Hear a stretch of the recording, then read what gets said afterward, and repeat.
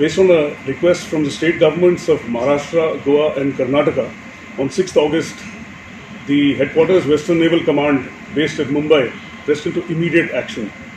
Operation Varsha Rahat, which saw an overnight deployment of 41 teams in difficult terrain and weather conditions in Maharashtra and Goa area. A total of 11,124 people have been safely rescued to date.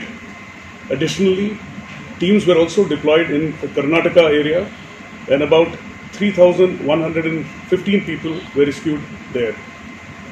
As on date, 1,305 kilograms of relief material has been airdropped in Karnataka and 1,890 kgs in Maharashtra.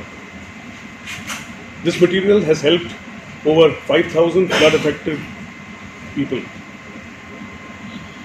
As part of Operation Varsha Rahat, the Goa Naval Area deployed 6 teams comprising 40 personnel since the last 7 days.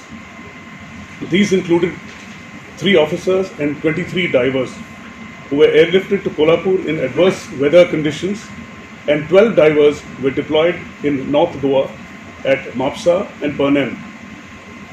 A total of 17 helicopter sorties with a duration of 34 hours were undertaken since 7th August 19 at Belgaum and surrounding areas.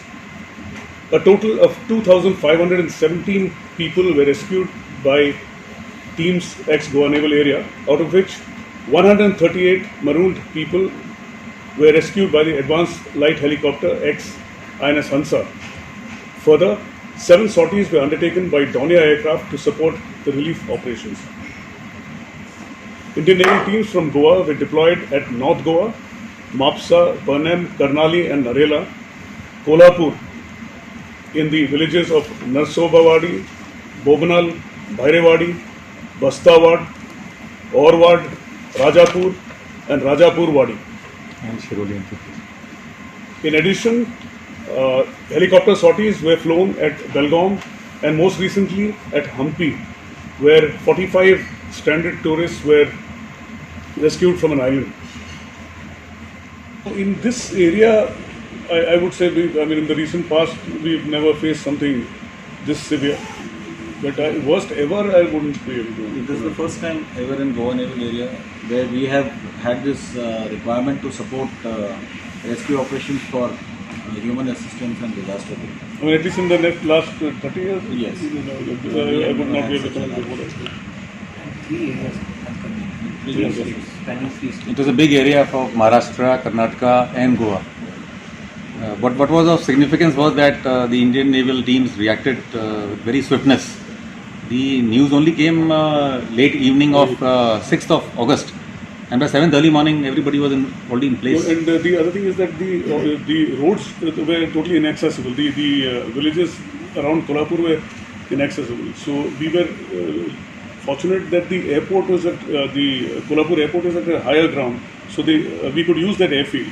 So therefore we were able to position the teams by Dornier aircraft, as well as we had 2 Dorniers and 2 ALH which we pressed into force on the morning of 9th, and so we were able to get the teams there quickly.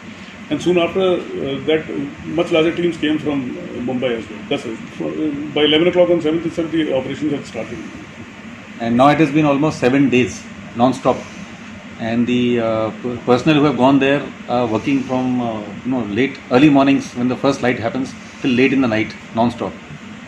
Quite common. And our teams over there are very grateful to the local residents. A lot of the local people have helped them in their efforts, and a lot of people have come and given augmented the relief material which we've sent from here.